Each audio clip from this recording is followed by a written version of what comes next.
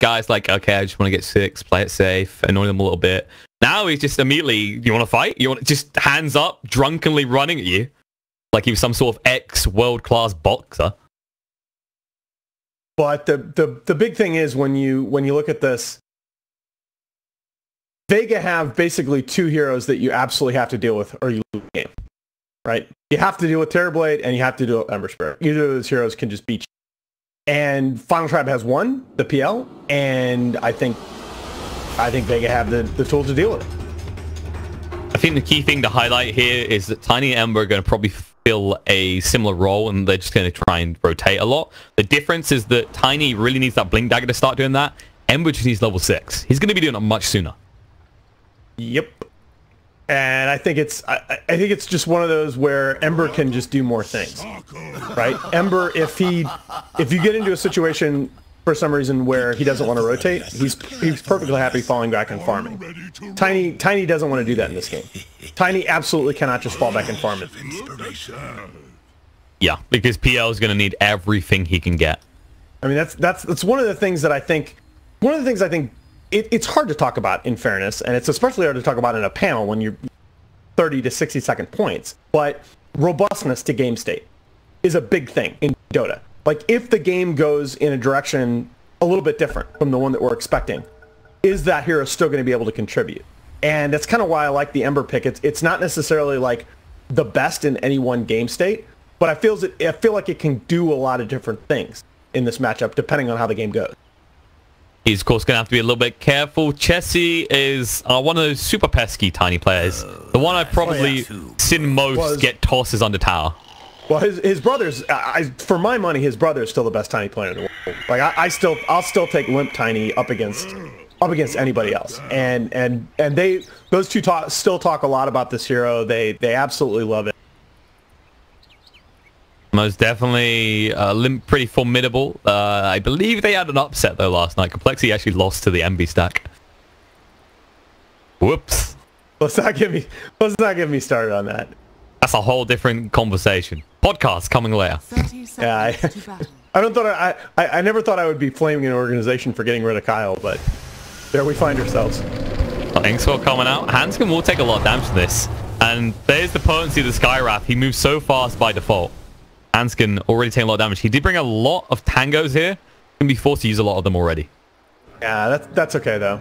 If the net impact of them bringing 3 heroes down onto your side of the map when you don't expect it is one hero has to blow a lot of a support in particular has to blow a lot of regen, you'll take that.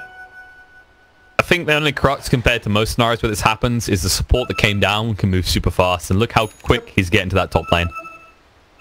Big one of the big benefits, and notice he's going to straight up start with a null tally, right? And I actually really like that. I like that decision from MNT. I mean, he's going to eventually need regen, but you know, your carry's going to be faring out to lane anyway. Double value against you get so much out of that early null tally with the Arcane Bolt harass. Yeah, you can actually already see him doing decent damage here, and he doesn't have to worry about the fire spirits because, well, he can just throw out more and more Arcane Bolts. Yep. The difference here, however, is that Phoenix brought a lot of regen to this lane, and MNT has none to work with. Yes, now you get to sit at 200 HP. Look, let's have a look at the mid lane, though, because this should be dominant for Chessie at the start. He has so much damage, it's hard for you to CS on an Ember. But things can change against you if you start putting points into the tree grab, and you don't actually have enough magic damage. At level 3, Mage can run you down and almost kill you. I say almost because you're so damn tanky. Okay, so my statement about MNT's build was predicated on I thought he would actually ferry out regen super early. I thought they would have talked about this. Like, I'm starting null, I'm going to need the courier. But Ember used the courier as a mid ordinarily would at that time. And yeah, you're not... Okay. You kind of need it. Yeah, I might have been wrong there. Okay, we are encountering a few crashes here, which is interesting because I think it was Vega last game that were having some lag issues. Now TFT. One apiece. Looking at the bot lane so far, though, a quiet start, a decent start for Beastmaster. And the thing about PL is he does have good base damage and armor, but without aura, you're not going to trade effectively against these two. And it's got to be said, right? I mean, Tiny, this is what you're going to see in a lane against the. He's got the wave position advantage. He started really well. First couple waves, 9 and 5.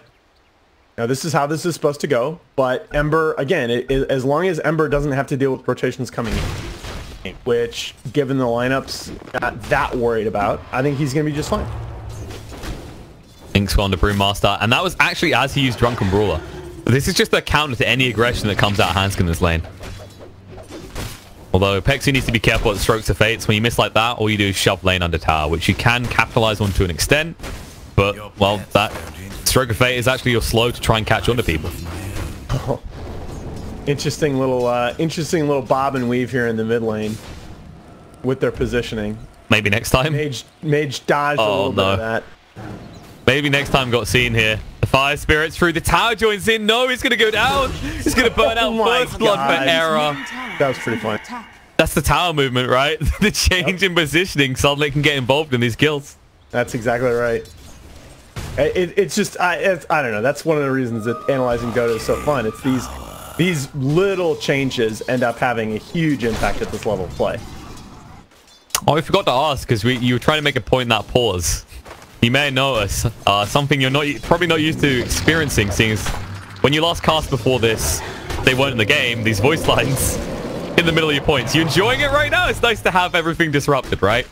It's okay. We can play around it. I'm all in favor of, and Dota's supposed to be fun. We forget that a lot of time because the game sometimes is not fun. But, mages, this is what I'm talking about in this mid lane. Chessie's positioning has been really, I like he's put a lot of pressure on the enemy mid, but Mage has sort of kept his cool, gotten the last hits under his tower. Yeah. He's going to lose this lane, but he should be okay. And as you can see, every time Chessie tries to go on him, because of the new Avalanche, you can't easily close the distance. Searing Chains comes out in time. But you see, he just wants to toss back. Gets the wrong thing, though. I mean, you get a little bit of damage, but honestly, with not much mana, you can't do anything, especially with Avalanche still on cooldown. And I like that Mage is identifying he can never kill him, so he always just flame guards to clear camps. Clear waves, rather.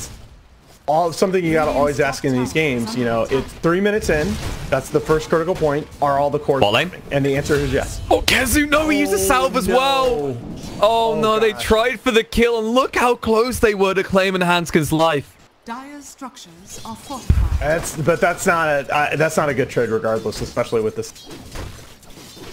Absolutely. I know I think that's just a misread. I know you're desperate to put some pressure on this PL in lane, but all of your cores are farming. Pexu? Okay, guess it's wrong with Hanskin. Baiting. Yep. I love it. He did. Man. But look at this. Pexu's going to stun up. He should be able to walk away from Tiny now. He needs to grab a tree and run him down with the haste. Tiny's fast. Yeah, Pexu's gone. He knows it as well. Dead. Oh, he almost gets Hanskin, though. Close call. But that's like two pretty big kills that Hanskin's got in his team. Man, very nice. And then he denies himself to oh, wait, no. He mistimed it, though. Pexu did get the kill. Whoops. Didn't want to wait around, But this is a huge boon for Chessie. Yeah, it is. I like what they're doing here. They know they can't let Mage get to 6. That's when they won't be able to kill him any longer. So Hanskin did TP mid, but Mage already knew someone was up. Exactly.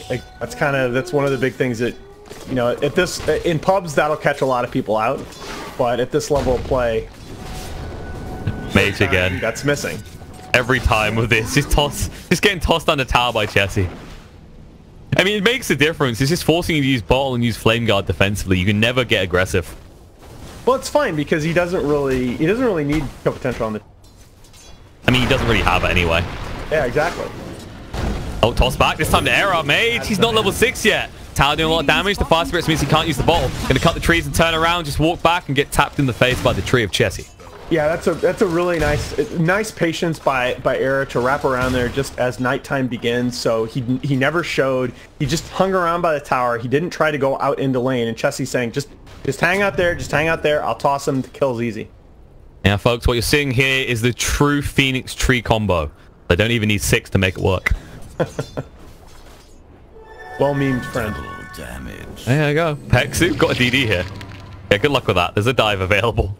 Maybe go back to lane, try and do something. Hanskin was waiting. If he actually came up onto the high ground, they could easily kill Pexu even with a DD. Yeah, so I don't know what's going on in the top lane here. Madara has dipped into the jungle. I guess that's pretty... the timing on that is a little bit earlier than I like to see. You're TB, you can do this. It's fine. Yeah. And it makes sense too because they do need to give MNT some level. He's really suffered from that null tally decision. I thought they would coordinate that better at the... He's had to play very conservatively from not having regen. He just hit level 4. I think it's identification of the potency of their level 6 so they can get it quick enough. And look at Era hanging around in this mid lane again, and Mage knows it now and knows he has to be careful. He's not level 6 yet. That was a good call on the timing there. That not only the kill, but just the intimidation has really held him back. He just hit level 6 on that crit. Oh, look at this though. Flame Guard straight away. He knows he can trade effectively, and Era has to reveal himself. Mage does have the Remnant, but he hasn't thrown one back yet. Takes a lot of damage in return. They can just toss the tree at him if they want to. Mage will walk it off, but he might want to go use the shrine. There is no rune here for him. Kind of highlight that top lane. And because of that, they're not going to get max value out of that shrine. Yeah, and I just want to go back to this top lane because we're talking about MNT needing to be recovered here. And Terrorblade can go to the jungle, but that means there's absolutely no pressure on this Sand King whatsoever. And we've seen what happens in games where a Sand King gets a great start. Well, not only that, we talked about Unisamfan being sort of the high leverage hero game on the side of Final Tribe. If he gets his mobility items early, he can do a lot in this game. He can, you know, all of those reasons that I said I think I like Vega's draft in this game. If Eunice gets farmed and gets his mobility, I mean, he's going Vanguard first. Look at this shit, right? He gets a Vanguard and his mobility items online. He's going to own this game. Engagement at the bottom rune here. Yep, they're going to turn around. They actually initially try to go on a Pexu, and Hanskin instead will be the one falling. Enough slows to just overwhelm him there. And, well, Mage did come across, didn't get to get involved, though. One thing I do want to highlight, I was talking to you about this before the draft. You know, I like playing Ember a lot. As a hero that feels kind of underwhelming in this Wraith Band meta, because as you can see, he only built one. He did go for the one instead. He's got to be a little careful here, man. He knows there's no abilities. There's a toss now. Mage, what are you doing? What are you doing? Very far. He'll be fine. It's only a level 2 toss. Living life on the edge, though. You can now go back. It's efficiency out. It's about maximizing that return to base. I mean, he was very confident in the positioning of the supports on the other side. Meanwhile, Kazu getting dove down bottom. Johannes fan, no top. Look at this. They go into the Sand King now. They use the Sunday, tries to escape, but too late. Okay, that actually it's gonna feel weird for me to say this about a Sand King kill, but that was a very, very big kill. Because they got him right on the edge of... He nearly had gold for his Vanguard. That's going to set him back a little bit. And the blink is going to be that much later. And as a result of this dipping into the jungle, Monitor leveling very efficient. Look at this, though. Bot lane. PL just got picked up for the Primal War. Mage on point with the rotation. And Hanskin has no escape plan either. Going to be 2 kills. Double kill picked up for the Ember. And this is what we were talking about. The difference between Tiny and Ember is once you're part 6, you just gank. Tiny still needs a blink dagger before he can do that. Yeah, and Tiny not a hero that is necessarily going to come in and take that tower behind the gang. And it's yet more room to give MNT those resources to catch up. Now, Chessie rotating up through the jungle. He might get a kill on the Grimstroke here. Yeah, Pexu, he can't even activate the Inkswell. He's gone. All right. Nice movement speed from the Tiny, courtesy of building Wraith Bands and Phase Boot. And it takes a couple of TB's camps there. He's still behind the Terrorblade in terms of progression. He is, and 2 runes apiece by the looks of it. Mage says you pick this up, I don't want it. Or actually, I think he's trying to get value first. Yeah, I think Vega's feeling really good about where they are. I mean, you gotta be. It looked a little bit rough at first, but proved the Ember point. Just a matter of time. Just bide your time, then come at this, because all this hero really needs to remain relevant is levels.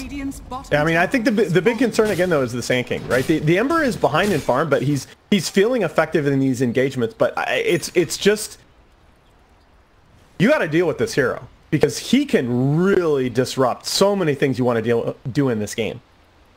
Oh, he's trying to disrupt Mage right now, but Mage knew someone was up. There are wards in this jungle from TFT. They see everything, and look at this. Terrorblade already read it. Madara knows it's too much of an investment to try and find those wards, so he just moved across to the triangle.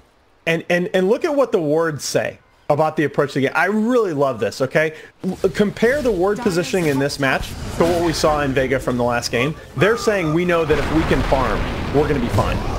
Yeah, Kezu, a little bit of trouble here, but the silence out for maybe next time. There's the Prime Roar trying to escape the Burrow Strike. Jansen fan said, surprise! You did not expect the MNT with the TP out should be fine. Kezu as well. They'll both escape alive. That's 4 heroes forced to rotate to the bottom lane. That's space created right there. Yeah, even for the Prime Roar, it's not exactly the biggest cooldown, especially if you get out like that, and 4 heroes, as you said, have to come to try and get you. At least the Arrow is farming alongside that, though. So, you know, he's trying to catch up. He's 4k net worth, but Madara, 6k net worth now. I guess, so I guess Boots of Travel First is like just the mandatory Ember build. I don't think you have a choice anymore. Everybody that I've seen is doing this now. And I don't know, man. I mean, this is a do shit hero. I think the thing to kind of highlight is it does allow you to do shit because, like, the way it worked before is that you had to always use these fire spirits to get back, right? These fire runs. Now you can actually commit them aggressively, and you can actually just use these 2 different forms of TP to get around. Okay, fair enough. I mean, those if you can use those aggressively, like people don't realize the damage at low levels of play anyway. Don't realize the damage output of those things because it's so common for the Ember to just use it defensively. But, you know, like you said from the very get-go, ordinarily old Ember, you get level 6 and the first thing you do is you put down a Remnant in defensive position behind the tower. But he didn't do that, right? The mentality is entirely offensive with that spell right now. I think especially, we talked a lot last 2 days about the pace of the game being quicker. But the cooldown remains the same for those Fire Remnants. You know, it takes a long time to get them back, 38 seconds. So you just need to use them aggressively. You don't. If you actually have to throw back one defensively, it just minimizes your impact in this mid game.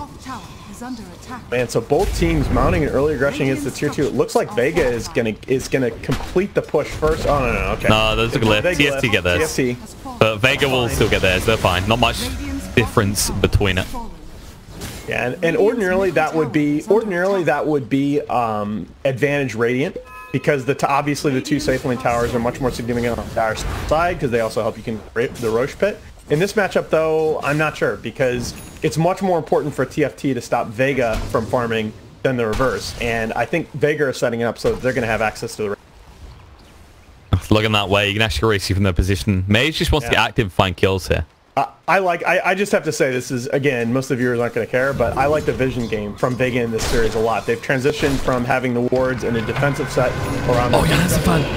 They found him here. Dustin, silence stops. Gonna get stunned by Inkswell as well. The Searing Chase interrupts him from getting rid of silence. Now, channeling the epicenter. Mage just move away. Oh, the Remnant. Very nice. Yep, baited into it. So now that's a big cooldown. They might find Pexu, though, but it's 4 heroes again, and this time, it's questionable whether you even find the support. He doesn't have a TP, so he should be falling regardless. The clap does miss, but Hanskin gonna get a little bit drunk and go for a pie. Yeah, and that's fine. It's almost more significant that they baited at the epicenter than the Grimstroke kill. They're gonna get a tower in exchange. I am not sure about this decision. So I like the Vanguard first. I understand why you do that, but Jonas has gone all the way for the Crimson Guard, and he's not even going to necessarily get blinked now. Yeah, it's going to be a long time before he's your initiator. So there's a lot of pressure, I think, on Hanskin to do that for you at this rate. Well, and Chessie. Most definitely. He has got his blink now. He's also bolted an Arcane Rune. But who's your pickoff? We just saw how frustrating it is to try and find anyone. If they start seeing that blink, Mage might start keeping a Remnant safe. In fact, he has. You can see it right in the bottom right corner here in the trees. Okay, and this is something that TFT did yesterday with a different line of smoke play coming out here from Vega. My rotate around. See whether they're going to try to. Okay, and they are using the scan. They're going to whiff. Yeah, they get this big pick off here. They could easily find Era and take the tower. Chessie be the preferred kill. They're wrapping around right now. Era's going to break the smoke. Prime Roar comes out. No egg for you. They move in. The Avalanche going to be there. Era's still alive here, but the silence through. He actually can't use the ult. Cyclone is there on the Pexu. He's going to be left behind. Look at this. They're happy with that. They say, okay, split got commit. Don't let them have more. Kezu been found there. The Avalanche is going to be there. They can toss back or on the spot, and they'll choose to do it on the spot as they kill off the Beastmaster. And the move backfires drastically there from Vega. That's so high risk given your line. You need the Ember and the Terrorblade to continue progressing. I'm not so sure about that smoke blade. It's nice because if you do get a clean unanswered pickoff, you do secure the first Roche, but yeah. I think you're right. You're losing so much map control now. I think you're right about how that was way too risky, because you see that smoke break and a lot of people go, why would you prime reward the Phoenixes? You know, it's not a high value target. They didn't have a choice, because Phoenix, if he sees you in that scenario, which he did, he'll dive after you if you try and run away. He'll drop the egg in the trees where you can't even touch it. And Hexu just got touched. That's a DD Tiny, ladies and gentlemen. The idea there, yeah. Well, things are getting rough for the side of Vega here. And again, I've been telling you guys since the first match that we cast together, this is something you're going to have to watch for in this patch. One bad fight at 15 minutes is going to be like where it used to be one tower. It's going to be 2 towers and more this meta. Your teams can feel pretty greedy about it. And, well, Vega, are they going to try for another one? I think they want to smoke again. Yep, Kezu's got one available. He has got his Necronomicon now as well. But the thing is, they need Madara to make this happen. He knows it. He's going to get involved. They actually finding one, though. I mean, Mage is going to cut the creep wave. They know they can at least get this tier 1, but that still wouldn't set up for a roast, because the egg is still available in TFT. Eunice is a problem. Man, he's got Crimson Hood. He ain't dying in these fights. He's level 13. He'll party all night. And look at this, they move in. Madara, they snuck in alongside the Beastmaster. And look how quick this is. I don't think TFT is going to realize in time. I don't know that. They deny the tower at least, but that's going to be an Aegis going the way of Vega. Okay. I like that move. That was smart. It's what you wanted to achieve in the first place. You give He'll be fine. Disengage. Yeah, Yeah, he has to find how to initiate with the Bar Strike, so it'll just be a TP away by the Beastmaster. He had no choice. He had to actually go in the Bar Strike first, otherwise he gets Prime Reward anyway. Which, to be honest, would have been a preferred scenario, because then at least that's on cooldown. It's still only level 1. It's just tough right now because at this point, because you lost that engagement and you lost all your towers, you're very much in completely in stall mode. You're not going to do anything aggressive with the Aegis at the... And a defensive Aegis at this point in a Dota game is just not that impactful. Yeah, because a lot of times the thing is, like, a defensive Aegis at this point in the game, a lot of times if the hero with Aegis gets picked off, if he gets, you know, 3v1 or 4v1, if they can kill him once, they can kill him twice. Yeah, it's kind of things. Actually, you look at the lineup right now, and because Tiny has the Echo Saber as well, it's who can he not kill right now is what I'm trying to think. And honestly, when you think of Vega's lineup, they're all pretty susceptible to just being wiped out in one combo. Right, and it's also the loss of all these towers is super relevant there too, because ordinarily you'd be able to TP in and you'd be able to set up a sort of counter initiation by the time it's set up anyway. Down. Chessie blinks away. They're going to find a Mystic Flare's there, and it's held in place by the Soulbind, perfectly placed there between the Brucelet. And that Brucelet we just spoke about is going to be a very defensive one. They're going to try and make use of it. Mage does get stunned up. Diffuse on him. Fire Strike Cree's got no mana left. Mage might be going down here. Remnant comes out, but it won't make the difference. Yeah, the Soulbind there was tremendous. You could tell Chessie's like, what? Oh, why can't I? Oh, damn. And just on the edge. He was skirting the edge of that Mystic Flare. If he gets out of that, Chessie doesn't die. Yeah, exactly. And so that was placed perfectly, but then you give away the rebuttal kill on Mage, and it's kind of all for nothing.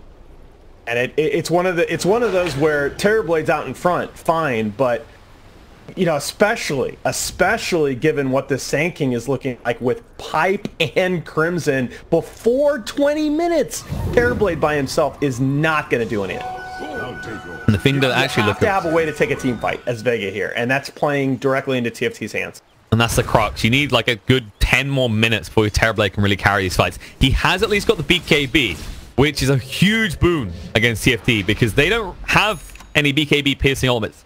Not a reliable one, right? They've got the egg, but that takes time. And Terrorblade will just wipe that egg out. He needs to get a level 2 one before he can even think about that. Yeah, absolutely. And another point that I like to make, you've heard me say this before, look how easy they're making this for Frost. They're giving him a hero that has so much flexibility in terms of his approach to fights. They're playing around this Sand King and this Brewmaster and this Phoenix that are attracting so much attention. Like, PL is... the way that they're taking these fights, you can't afford to focus on him, and he has so much mobility if you do. Absolutely. And of course, this game goes on while Terrorblade will be strong. PL also is known for his late game carrying. And the concern is actually whether Mage will be able to get his items at this rate. I mean, he's going for a Lincoln's next. He's all in on this kind of 4 protect 1 logic. He's not aiming to be a secondary carry, really. It's more about control, staying alive, just carrying your team through that mid game. Because it's getting a little bit messy for the side of Vega. Jonas is just like he's now going to get his blink in another couple minutes. He's going to have, man, he is just owning. He is nearly even with his tiny and farm, ahead 2 out of 3 opposing cores. I mean, it's kind of weird to say in those scenarios. The Sand King is less killable than the PL by a landslide.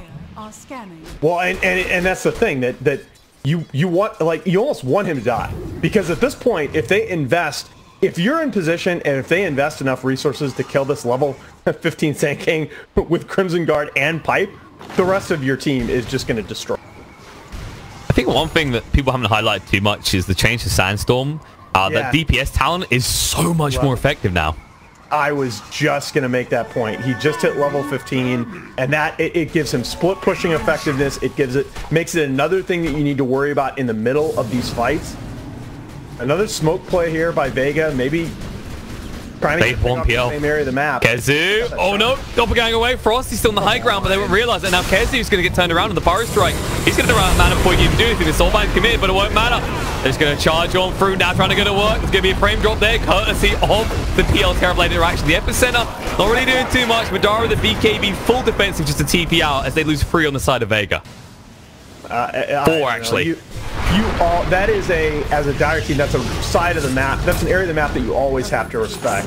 And I think it's awfully optimistic to think that you're going to get a PL pick off in that. You know, you got to do something. You are under a lot of pressure, but I would have even... I don't think that's the play. The problem here is how that ripples in terms of effects. You're going to lose lane, probably. We're talking about Metamorphosis being used, but more importantly, that's the big BKB reveal for your Terrorblade. He is meant to strike terror, ironically enough, into your opponents, and instead, he's sitting here helpless, not knowing what to do. Actually going to leave. TFT are going to respect Vega here. They got the heroes up. They say, don't fight. Of course, we already used the egg. Epicenter has been used as well. A little bit too risky. But look at this chase. Mage looking for a target. Can't find it, though. Frost is not the optimal one. Not with that Manta. But, you know, the best thing, right, about that is that TFT understands that this is a map control matchup, right? And they got a tier 3, which means that they can go and take these shrines on the next big push. And that just eliminates any possibility that Vega have to respond to any aggression by TFT outside the base. So TFT can go ahead and reset, get ready for the next big push, think about the timing of contesting Roshan, and knowing that they have the option now to take out their shrine. And Roche will make the difference here again, but this time TFT get it, they can go win. Vega have to take it just to make sure their opponents don't get it. That's a horrible scenario to be in, because when you look at it, it's pretty obvious who they're going to put the Aegis on the side of Vega. It has to be this Terrorblade, because this Ember, he doesn't have the damage, and if he uses Flame Guard and goes down, his DPS is irrelevant when he comes back up. Yeah, this is just, I don't know, it's just why I question the boost of travel on the Ember Spirit. I mean, it is such a powerful build. I understand why everybody in their that nowadays, but it just feels like in this meta, with the timing of this patch, there are just so many situations where, by no fault of his own, the Ember gets his boots of travel, he gets his next damage item, and he's just already irrelevant. Well, I'm pretty sure grandmothers were going for it because back in their days, it was the build to go to. Back in the old days of 7.19 and before. Get off my lawn. Get off my lord. Not okay. Kezu, front row comes out into Tiny. That's not the optimal target, but look at the damage. It's more than enough. No, get him. The Mystic Flare's on point. The split comes out. And BKB activated Madara trying to move. And Epicenter is going to be the Handsome Fan. He can't do anything yet, though. Madara's BKB will finally run out. And now they're going to burn for his mana supply. Mana's try and move away. The egg is down. Mage on the back foot. We'll get rid of it alongside the Skywrath. But Grimstroke on the other side, he's going to pay the price for this. It's a 2-for-2 trade, but a big win for TFT again as they just eliminate this Terrorblade. Yeah, Madara felt that he had to use his BKB a little bit early on in this fight, so he didn't have the BKB to protect the Sunder, and you know, there's just so much chain stun up on the side of TFT at this point that there's no way you're going to get that off if you blow it early, if you blow your BKB early. Absolutely, and that Epicenter, while it seemed early, half the duration affected the Terrorblade and also stopped anyone from trying to get involved in helping him. Yeah, and look, you say this Ember doesn't show as effective. No, Flame Guard's gone. Suddenly it's the ball.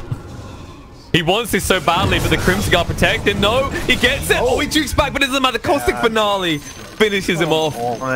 You just can't do that. And I mean, that is case in point of what we were saying, that the Ember is not able to chase a solo support off a lane. I mean, yes, Brewmaster is pretty OP in this patch, but that sequence of events is incredibly telling for where the Ember is.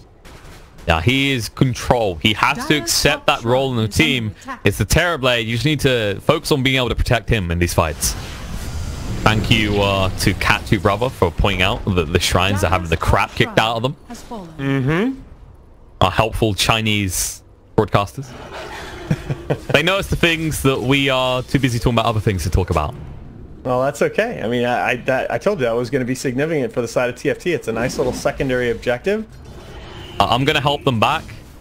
What's that? Where is? Oh, it's not activated. I can't do it. Okay, no. It's not letting me talk about Shadowblade. What? The Shadowblade is a fair point. Beastmaster's going to have a way in now. We're going to turn it into an I know more than you battle between different languages casters. Please no. Please no. Let me just give them the important detail.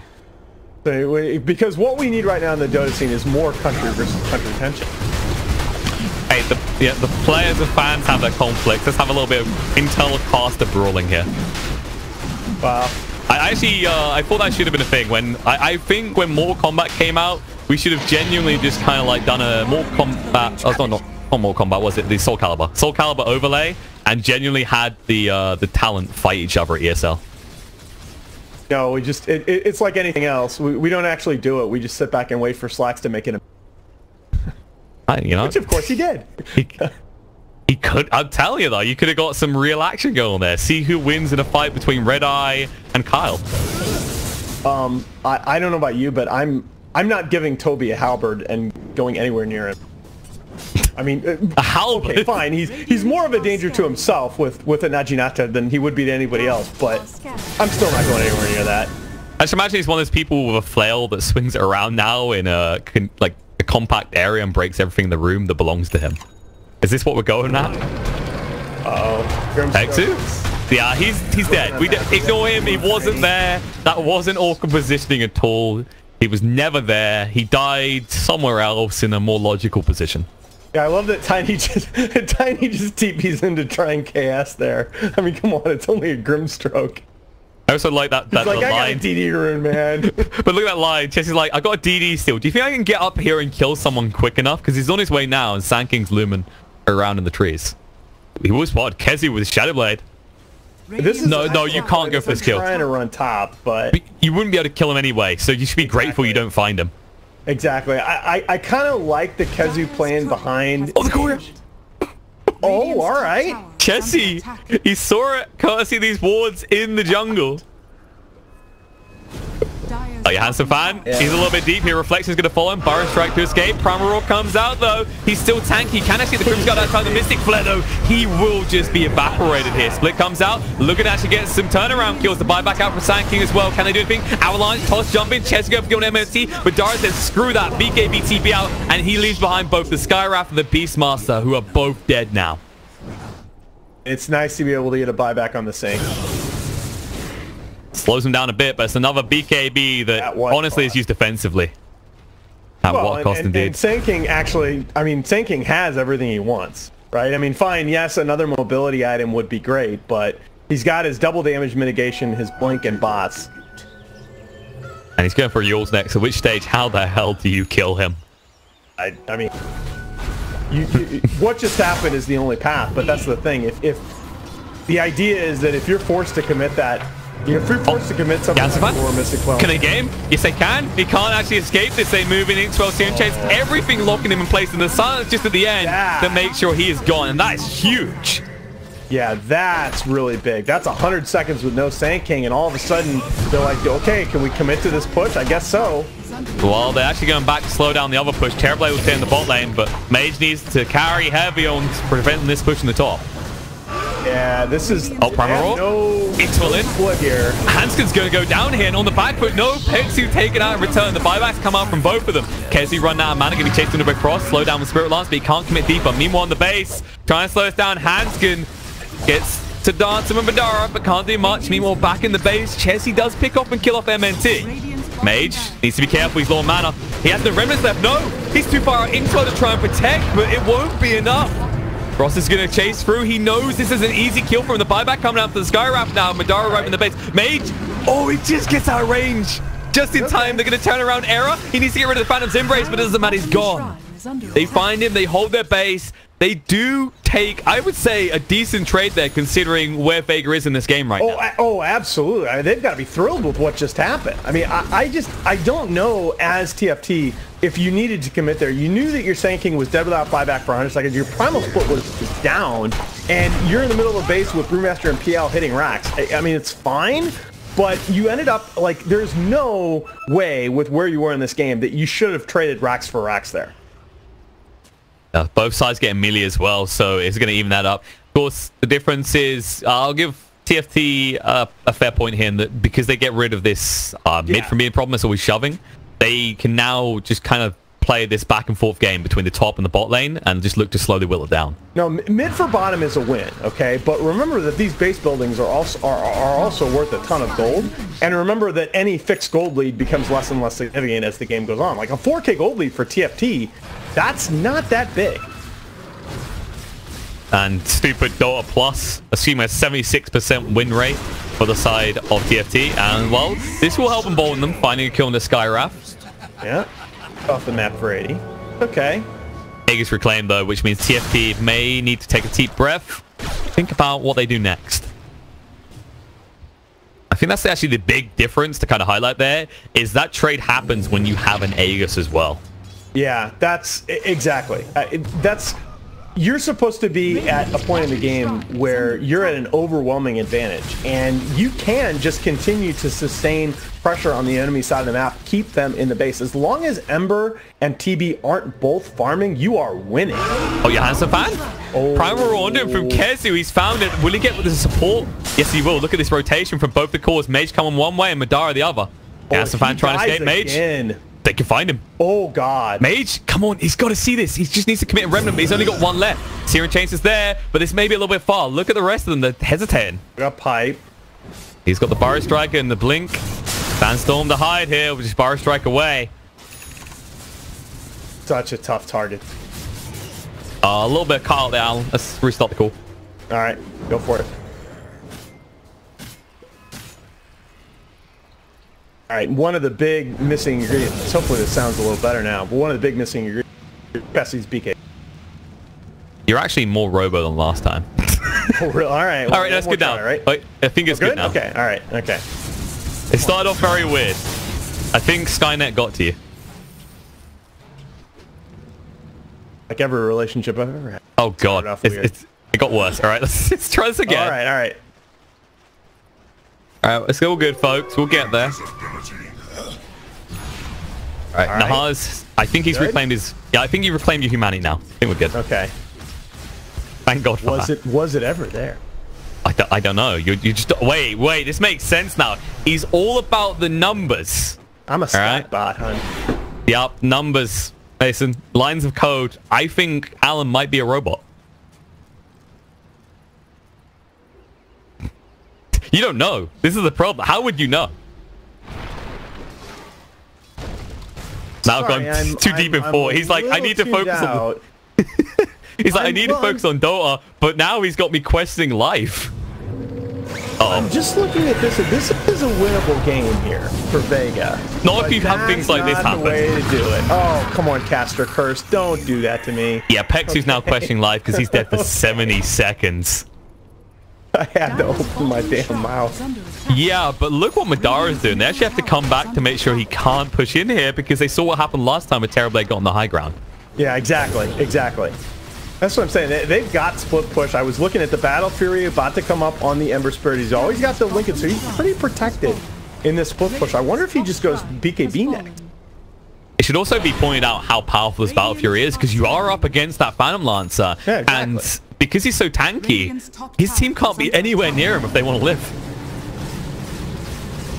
Not to mention, if we look at his level, actually, Mage is getting pretty close to level 25 where you get that double slide fist.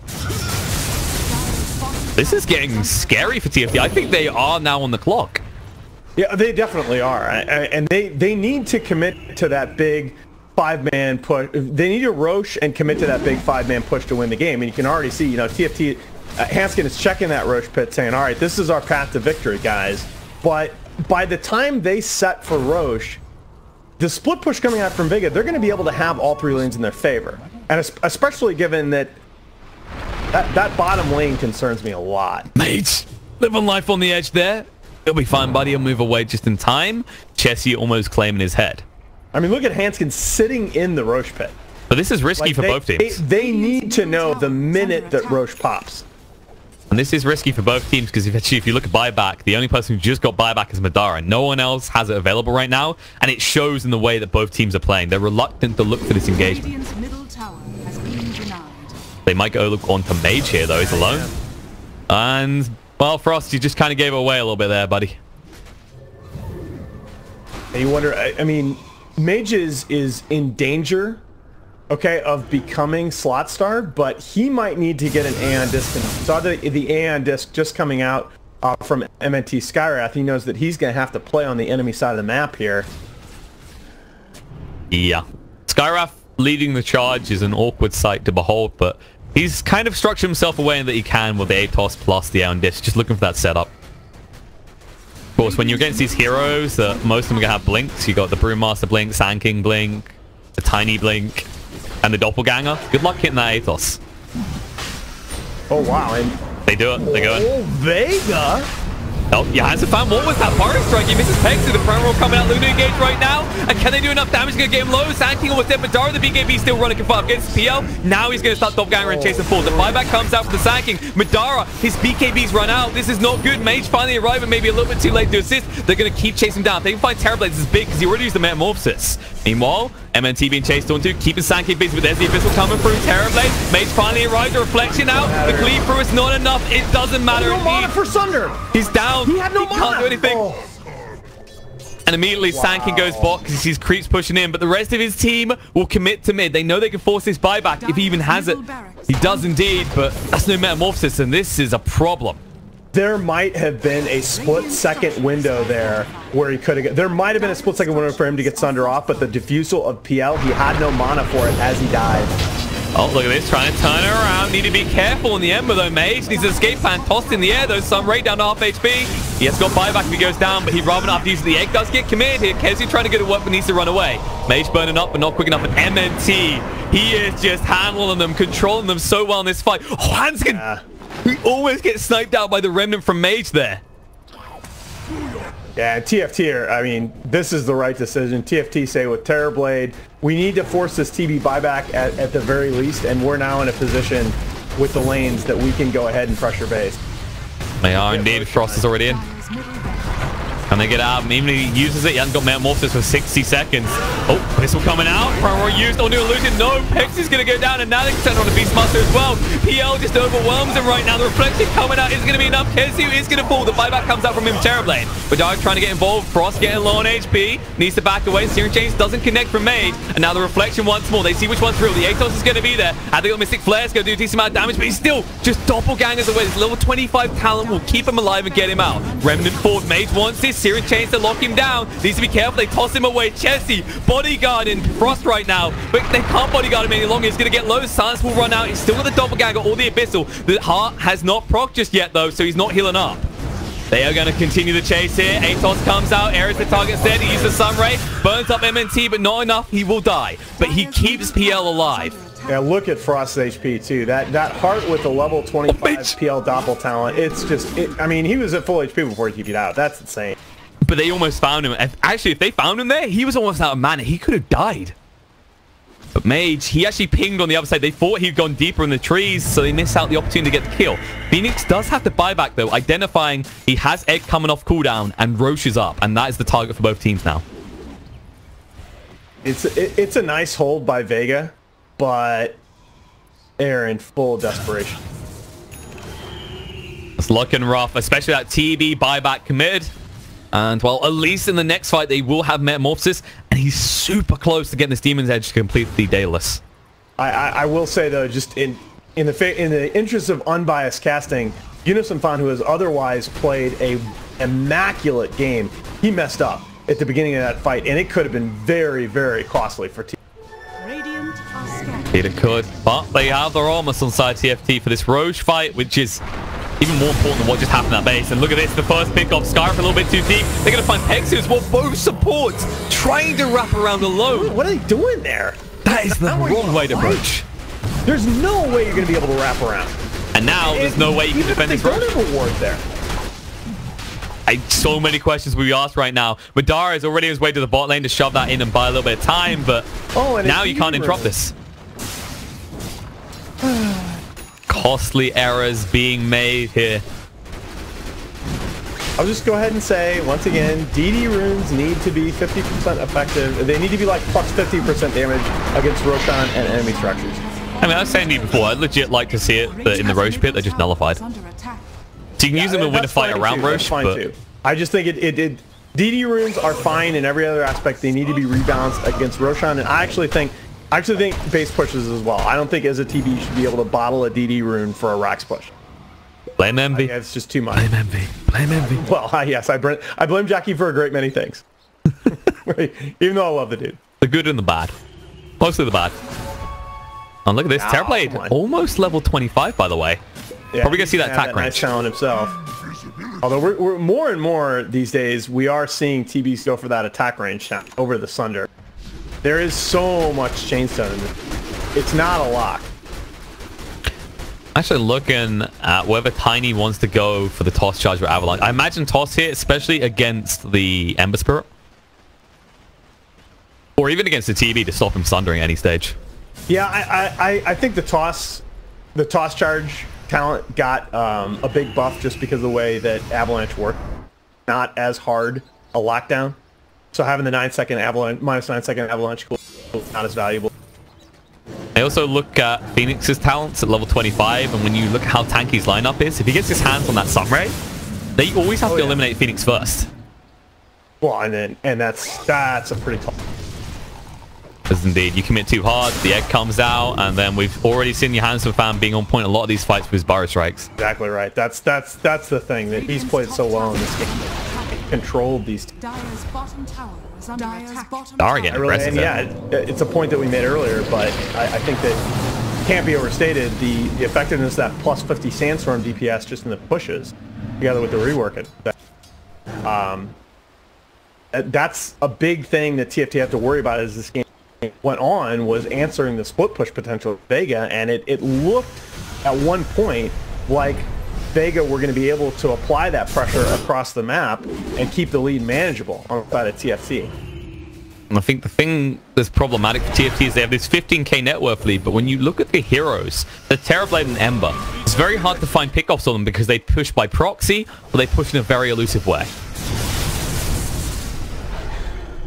That's why that 16k net worth lead, while they are in a good location on side TFT, unless they can force Vega to commit outside the base, they are always worried about how this goes and the chance there's going to be a backstab at their base. Now I'm going to see Sankin going for a heart next, by the way. Gotta get more tanky. Yeah. I mean, I think at some point, Eunice just, in order to keep playing like he's going to need that item. Right? He wants to keep being that focus in the league. This is the time where he has to make the choice between, trying to keep being that focus as physical damage from the side as from Vega Squadron ramps up, or go to a more sort of utility-oriented set. I think the other thing to look at right now is the Blood Form being built on Frost. Against Ember Spirit, if they combine right, pop that Lincoln's, he's dead every time in these fights. Oh, Mystic Flare coming out, Chase forces the BKB to get going with the Abyssal on the Beastmaster, Kezu out of mana, Shadow Blade just enough for it to move away. Nice.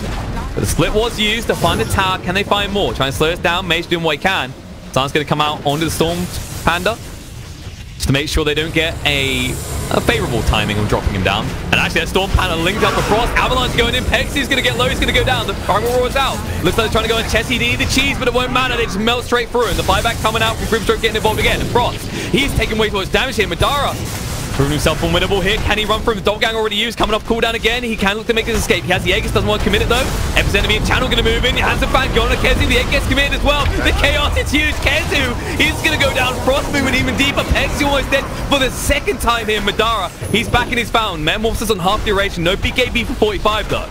They're going to lose the racks, and look at this. Chessie, objective-oriented as he goes straight to the top lane. He wants to finish off that range racks. But too much damage. He's going to go down. Mystic Flare. He's gone. The crit from Mage. Ganso Fan. He's a Sandstorm. Terrorblade in a little bit of trouble here. Going to get low. The burn straight through him. And Mage just goes further away from his fountain, further away from safety. He needs to fight up against it. Sleight of Fist still on cooldown. Has the Searing Chains coming off cooldown itself. But Era, he slowed him down. They pop the link as they move straight in. Sleight of Fist used, moves away, gets the kill under the burn. But will lose his racks for it. What can Mage do? TP back to base. He needs full HP. There's nothing left they can do. And actually, it might be dive time for the PL. Does he want to go pie?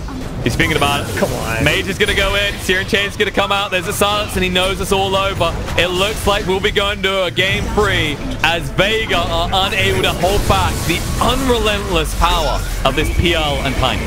King as well. And the Sand King, right. I just think that Eunice basically won them this game. Even down to the last engagement that he wasn't a part of until pretty late in. It's very, very difficult to anticipate the positioning of the 4 other TFT heroes when you see the Sand King pushing top. You think that you're safe, but that was actually a very nice move. I like the fact that Frost stayed in throughout that last fight. The temptation there would have been for him to doppel back and try and get some of that heart regen, but he stayed in the front lines, preventing the supports or the offline position from Vega from getting back into that fight. Madara was, MNT was effectively zoned out for a lot of that engagement. The Kezu Beastmaster couldn't really get back in after making the narrow Shadow Blade escape. So I just like the way that TFT played that game from start to finish. I think Vega had reasonable win conditions, but TFT they didn't make the big mistakes that you saw from them in game 1.